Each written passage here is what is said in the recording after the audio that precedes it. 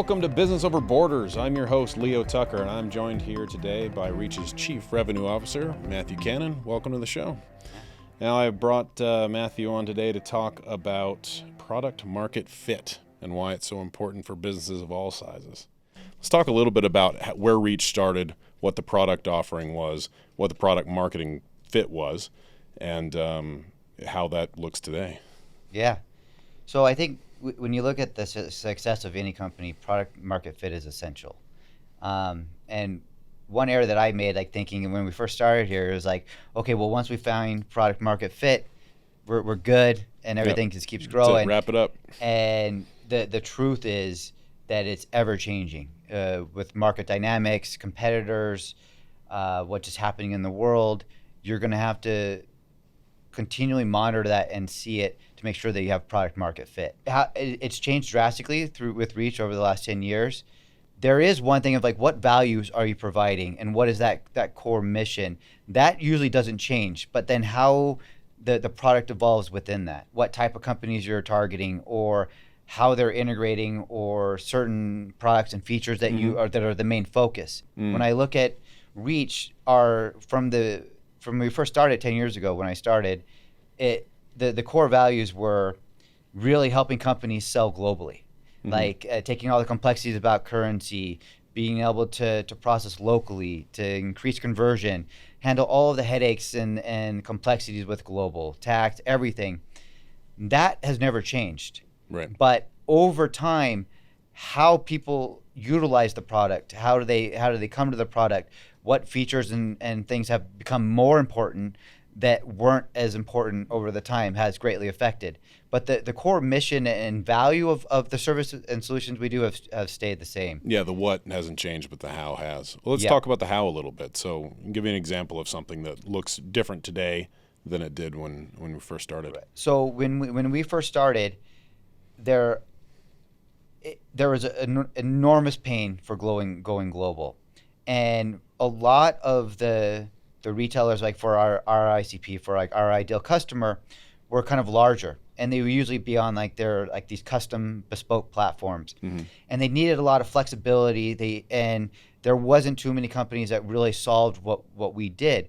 So the main business was they would actually integrate to us via like a custom API. Yeah, directly. And it was really flexible. It was everything, and it was some work. There was some lift to integrate, but the pain that we were solving compared to where the market was, it was absolutely worth it.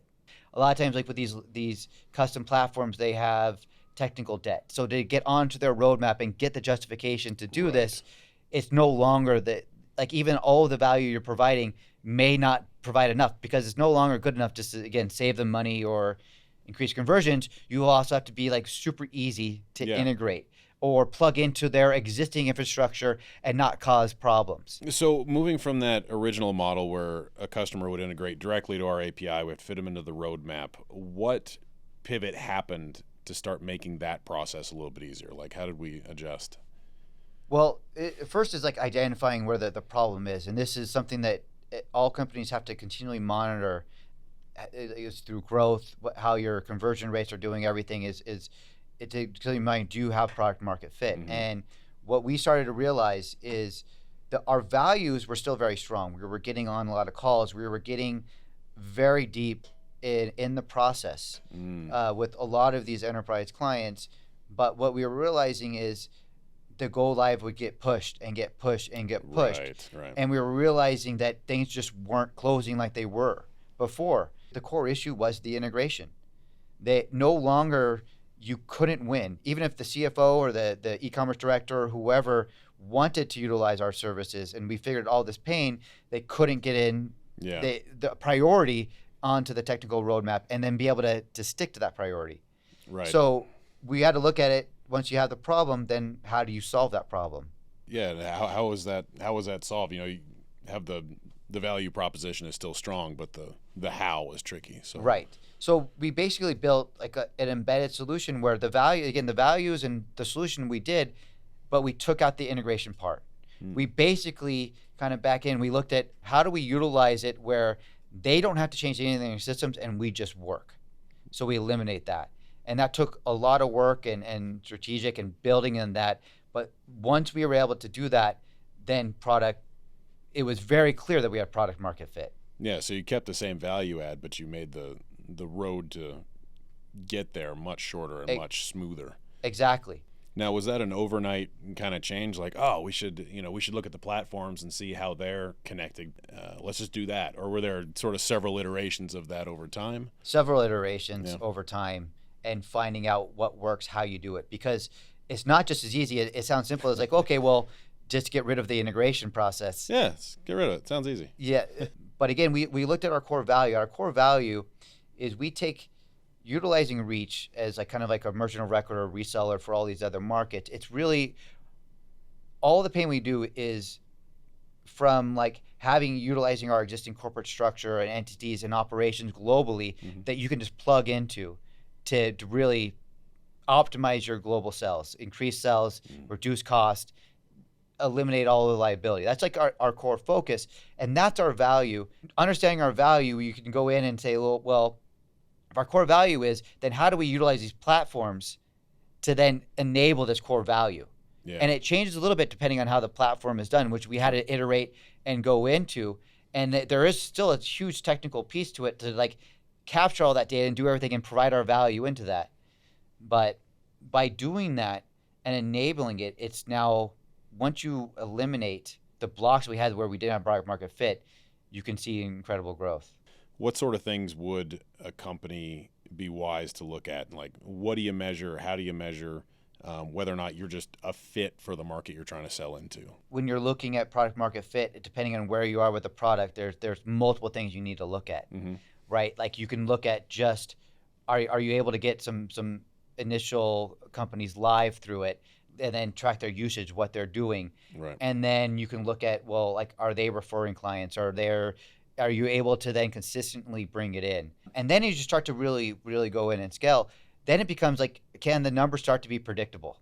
And then the next level that you want to get to is understanding, okay, so now it's pretty predictable. When you start looking at your total cost of acquisition versus like lifetime value, and you start really looking at that. And I think at this usually beginning stage, you want to see a very high CAC to lifetime value. And then that's when you really know you have product market fit. Okay, so let's talk about core functionality of the product that Reach offers. Like, what has changed? What has been introduced that's new? One thing that we saw at Reach, where we've always kind of helped with tax and local regulations across the world. Yep. What we saw is specifically like in retail, where in 2020, 2021, there's been now these new global tax regulations where before, like say if you're a retailer shipping a product into Europe or to say to the UK or to Australia, the taxes were always responsible on the end customer. Now they, in a graph for these governments to get more money, because their custom brokers probably weren't capturing everything that were going through the border, that they now said, oh, well, this now regulation is now on you. The retailer shipping in these products to Australia and UK, and there's more markets are adding it there. So that's where we looked into it a lot of times. The tax then became a way, way bigger, more important product, where that changed like the marketing, the feature, where saying that we provide tax solution and take on all liability and stuff was always like at the back of the presentation versus now being front and center for a lot of these retailers, because they're trying to understand these new regulations, these new laws, having to register with these local governments and file in their formats and stuff. It's just this very complex, giant issue. And a lot of them are now becoming like have these big liabilities because they're not doing it or they're not doing it correctly. So it's become a major pain point, and now like a focus of our product where it was never a core thing that we went to market with, where now it's like it's a big value add that we do. Yeah, move from an afterthought to a main tax product for sale. Yep. That's interesting. When Reach started out, I imagine it was mostly physical retailers, shipping goods locally or internationally. We've come across a large number of digital merchants and moving into that space. And, like you said, with the taxation on not just physical merchants, but digital as well. Has that kind of changed the landscape of who our offering is valuable to? Yeah, absolutely. Whether you're a digital company selling globally, and you're doing most of your stuff cross-border, or you're a retailer selling globally, our value adds are still the same. Yeah. We take out all the complexities. We handle currency conversion, reduce fees, we get the tax liability, the regulations. We take on all liability. The value is the same, but the core problems that they're facing are different. The language that they use is different. Some, like for example, a lot of digital merchants, they're going to be having recurring subscriptions. Sure. Right. That's a core thing that you need to support, where you will have subscriptions with retailers, but it's not as snack boxes primary. And things, yeah. But it's not like their primary function. Having the right reporting and everything, where looking at auth rates, like approval rates, like one of the biggest factors that we do is because we can do everything locally, the payment approval rates go up drastically. Increasing the initial transaction is incredibly important for digital merchants, because the lifetime value of that customer is great for a subscription. But they're also keenly aware and need to understand what their approval rates are for what's their churn rate. How are they keeping these existing customers? How are you making sure that those recurring transactions are successful? So the reporting, the tools and everything, although the functionality and the core is the same, it's the different nuances of reporting and how do you have to support it. Right. That makes sense. Yeah, I think one of the things Reach did early on was to make sure that our product fit the market. From a custom integration that was difficult and onerous and took time on the roadmap, to our embedded solution, which can be turned on in a matter of days, and our tax product, which was for a very narrow set of merchants, and now was a broad tax offering.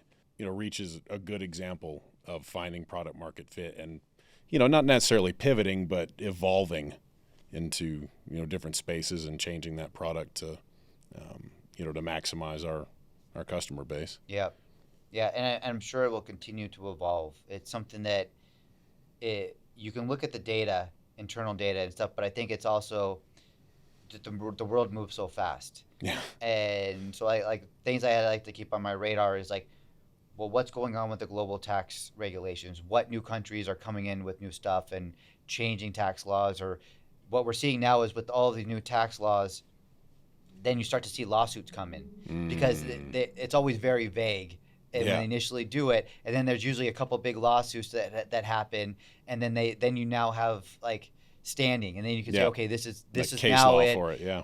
So, and that could affect how the product is, how you market the product, what features, functionality you need in the product. So you have to look at a global scale of that. You have to look at like, well, what are your competitors doing? What are the platforms doing? And there's what's the general market of it, and then also getting feedback from your customers. Yeah. It's not just looking at like, okay, here's our close ratio, our NP score is very high. You have to look outside of that as well, which is very difficult because it's so easy to get into the weeds. Yeah. But you have to also peek out and what's going on in the world and try to see where it is, and it's very difficult. Yeah, your product doesn't live in a vacuum. It lives in an economy. There's you can sell into and out of countries, and it's it's the environment it's in that matters just as much as what you're trying to sell. You're right. So we've talked about product market fit more generally and the success Reach has had with our product market fit. Can you give us a good example, if you've got one, of bad product market fit? You always have products that are going in and out, right? I would say, looking at it more holistically, it's when do you make a decision that you're out of market and that you need to change? Yeah. And I think that's where like it reached, like I felt for a little bit, where you have your product market fit and you've been building a very successful business, that even what the data is telling you and everything, that you're resistant to change. You're resistant to completely going in and investing in, because anytime that you invest in this, there is a gamble. There's always risk. Yeah, absolutely. And sometimes it's easier to say, you know what? I think if we just keep trucking and keep going at this, we're going to see it, right? And when I look back, the success we've had with now, I always wish we would have done it 7 months earlier. Right. Because the writing was on the wall, but you still had hope. I still had this. And so trusting the data, trusting what you're seeing around you, sometimes it's best to go in and do that. But then find ways. What you don't want to do is say, we don't have product market fit, and just then go into the board meeting or go into everyone said, well, we need to change everything needs to stop. You got to find ways to then find iterative ways to define and find that product market fit, and ways you can. Like for us, when we first went, we picked one specific platform, one that was limited, one way we could start with more of a manual operations, get a couple pilots just to prove it out, and then slowly go before you start investing everything. What kept us as a company from doing what we did a year ago, 7 months prior to that? Like what kept us still and held in that position? Changing something that's been working for a long time and then saying we need to do it. Change is always hard. Yeah. And getting everyone aligned, because it's like I can come in and say, like leading the sales team and revenue, I can go and say we need to change this, but then like operations, the dev team, we just agreed to this thing. The board to say, okay, this is where we're at, and this is what we've done, and it's a hard discussion to have as well. But I think it's something that you have to have more of these discussions and be more aware of it. Yeah. And I think you're always going to fall a little in and out of that, and just track it incredible, like getting constant feedback, understanding, looking at the numbers, the conversion, all of that matters.